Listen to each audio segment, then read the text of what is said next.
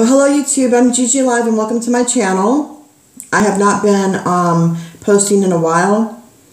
I actually have been in the house with my family during this time. And I am going to do a video in reference to the coronavirus and how it has affected me, but also what we might need to do to protect ourselves. So I'm going to try to make it as quick as I can. If you like this video, it can help in any way, please share and like and subscribe.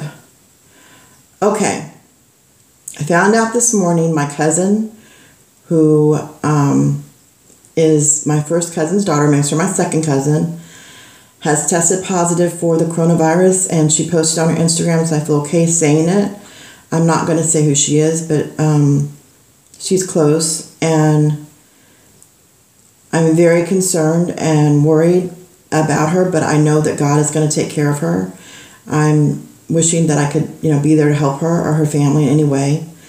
But after I spoke to my aunt, her grandmother, she reassured me that she's doing well and that people who have this virus are not actually always going to show a lot of symptoms, but she did get to get tested at the urgent care, I believe, and my aunt said that she got prednisone and that she is at the last leg of this, and I think she's been isolated for 15 days now, and she has another week or two to be isolated. We're going to just pray, and I'd love it if you pray for my cousin as well. And what happens when someone who you know has this is that you start to really understand how real it is.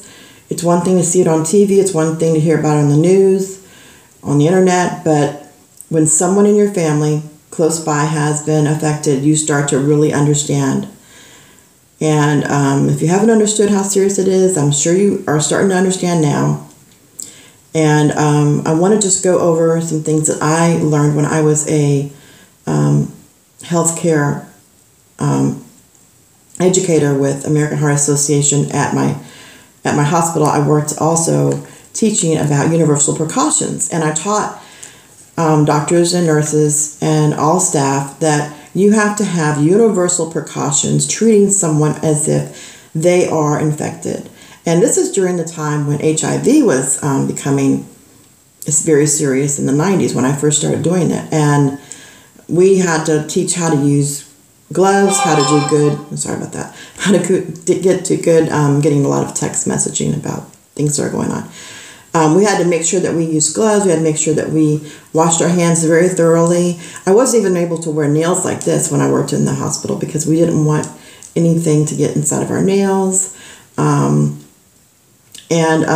we wanted to make sure that we had personal protective equipment. The personal protective equipment is very, very important for healthcare workers.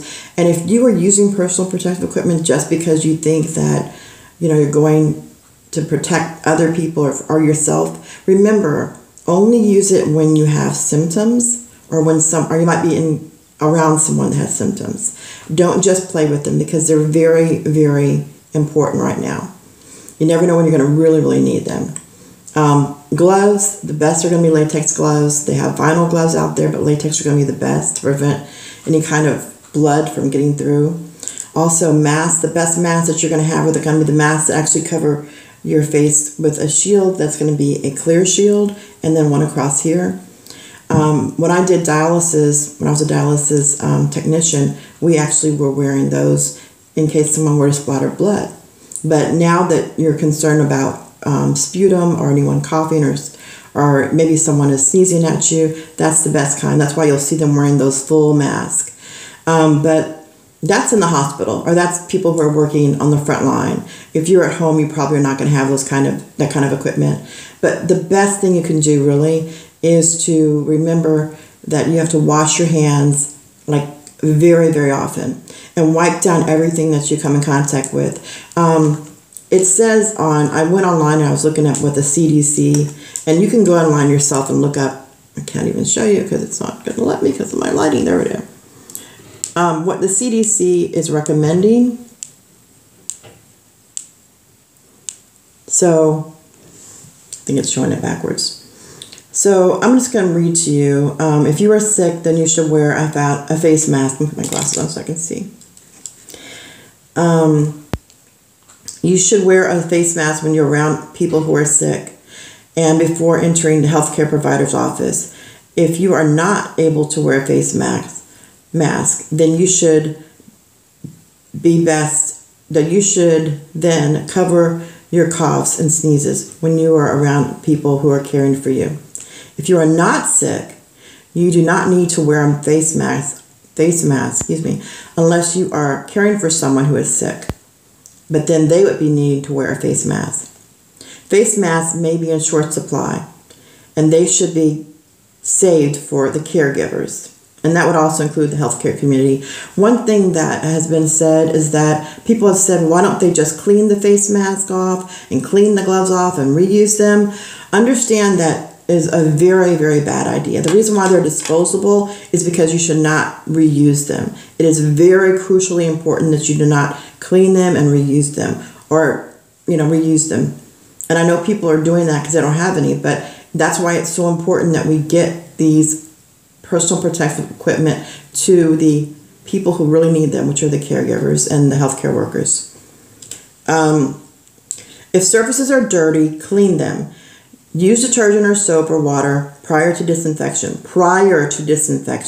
So that means before you begin to disinfect, you're going to wipe it all down with some soapy water. And then to disinfect, this is how you disinfect. You use half a teaspoon to a third cup of bleach per gallon of water, or 4 teaspoons to bleach per quart of water. And then you want to make sure you stir it in really good so it doesn't just sit at the top. Stir it in really good, and then you can use that paper towel or whatnot to clean those surfaces. And the surfaces I want you to remember to clean are going to be, you want to clean your phone, your tablet, and don't use a bunch of bleach and a bunch of water. Make sure you're just kind of wiping it down. So you're going to wring it out really good. Wring out the paper towel really good. Then wipe it all down. Also, you're going to clean off any kind of doorknobs or stairwells. Clean off tables, of course. Clean off the kitchen. Clean off the sink. Remember, when you're going to the bathroom, you may think to yourself, oh, I'm just running to the bathroom real quick. You still want to make sure that you're going to clean the toilet every time you go to the bathroom. I keep a sprayer of bleach. It's Tilex. I keep right next to my toilets, so that way I can just spray them down right after I use them. You never know if this is being contracted also through bowel movements or through urine. They haven't said for sure, but they do know that it is contracted through sputum and sneezing, and of course, any kind of mouth to mouth. So if it could be contracted orally or any way like that, it could also be contracted through urine and through feces. So I just make sure I clean my toilet every time I use it with some bleach. I just spray it and walk away and make sure it's clean. And I love to see a white toilet bowl anyway because it looks so great and clean. So alcohol, if you're going to use alcohol, another thing I like to do, people think, oh, well, there's no way to find any kind of disinfectant if you don't have the bleach. Well, if you don't have the bleach, when we used to work in the hospital, we'd use a little Listerine sometimes to clean things because it has alcohol in it. And if you would put the Listerine a little bit in your bathtub even, can help disinfect. And of course you would prefer to use bleach, but if it has 70% alcohol in it, then it can be used as a disinfectant. And that would mean Listerine that has the alcohol in it. And it has to have 70%. So I haven't really checked to see exactly what the actual dosage of alcohol inside that is, but that is important. If you have straight alcohol as well, you can dilute it a little bit, but it has to be 70% alcohol. Another thing you want to remember, when you feel like you might have symptoms, the symptoms that they are saying are the ones that you want to watch out for are, I'm just going to go over them, so you probably already know, but you want to watch out for fever, cough, or shortness of breath. And if you're having a hard time breathing, then that's really important that you get to the urgent care. Persistent chest pain, pressure, confusion or inability to get out of bed, feeling like you just are so exhausted. My cousin had said that she felt exhausted like she was sleeping, I think 12 to 15 hours a day, and she was not able to really get herself going. So those are some things that you can do. Please just remember, if they're older adults or someone who has any kind of autoimmune illness, like I have lupus, I have thyroid disorder, and I have heart problems with high blood pressure, and if someone has diabetes or someone is an older person, like I said, probably over 70, I think is the age, then you really want to consider that person and be very, very cautious of trying to make sure that they don't get sick anyway. But if they were to get this, it would be very serious for them. And the best way to prevent that is going to be to try to stay as far away from someone. About 6 feet is best, 5 feet to 6 feet distance from them. But don't have people over. Don't have even family members. I love my sons very much, and they're older and they're all grown up. But I'm not going to their house. I love my mother very much. I'm not going to her house, my father too. And I'm not going to my sisters. I'm not going to my brothers. I'm not going to my nieces and nephews. I'm staying in my house with my two children, my youngest children, one is 18 and one is 12, and my husband. And we had a get-together this weekend. It was our final get-together at the house. And my sons went their way with their girlfriends, and it was nice hanging out. But I thought to myself, I don't know when I'm going to see them again, but I want them to be careful. So just remember, protect yourself by making sure you wash your hands. Make sure that you keep your distance from people. Try to stay home. If you can work from home in any way, like I'm working from home, I'm working on my theater arts business, business plan, and I'm also working on resumes and writing scripts and doing a lot of writing at home. And I'm really, really busy trying to keep myself busy. You know, if I'm not doing that, then I'm going to try to clean something, or I'm going to try to cook something nice and healthy, something plant-based.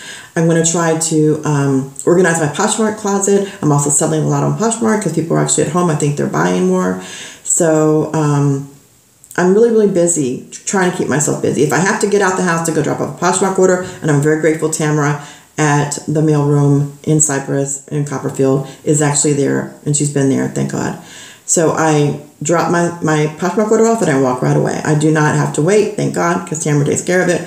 But I drop my Poshmark order off and I go ahead and get in my car and I go right back home. I'm trying not to go to fast food restaurants. I have not been going to them at all.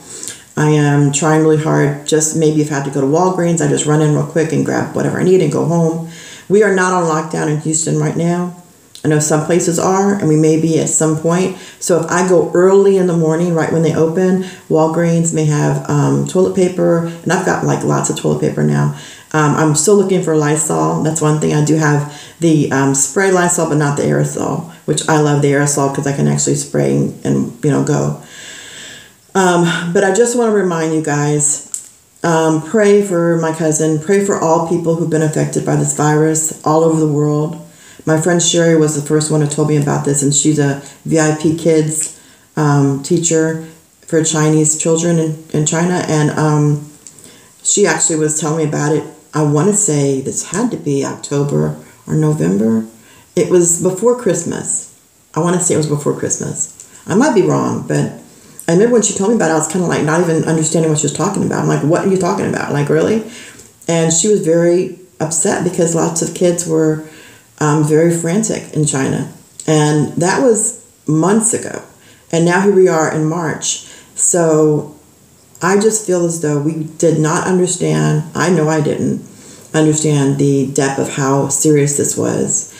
And so it is very important for us to stay at home. It's very important for us to try our hardest to not meet in groups. And it's very important for us to clean and disinfect and make sure we're washing our hands like every chance you get. Wash your hands. Like wash your hands, wash your hands. Take a bath every night. I don't understand people who don't take a bath every night because I don't like to get in my bed dirty. So I take a bath every single night. My linen is always going to be clean, and I take a bath every night. Sometimes I will take a bath in the morning as well. But most of the time, before I go to bed, it's so relaxing to take a nice bath or shower. And if I can get myself nice and clean, I feel good to get in the bed and safe. So please try to make sure you're doing that too. And I wish you all luck. I wish you all prayers and good thoughts. And I am so devastated by all the losses that we've had. And it's very, very difficult to think about. But we're going to get through this. God is good, and this world is going to be blessed, and we will move on and have a better life from it, because we'll learn a lot about how to protect ourselves. And I'm hoping to try our hardest to make some more videos for you guys. I'm stuck in the house anyway, so hopefully you'll be hearing from me more. But anyway, good luck, God bless, and be safe. Take care. Share, like, and subscribe, please.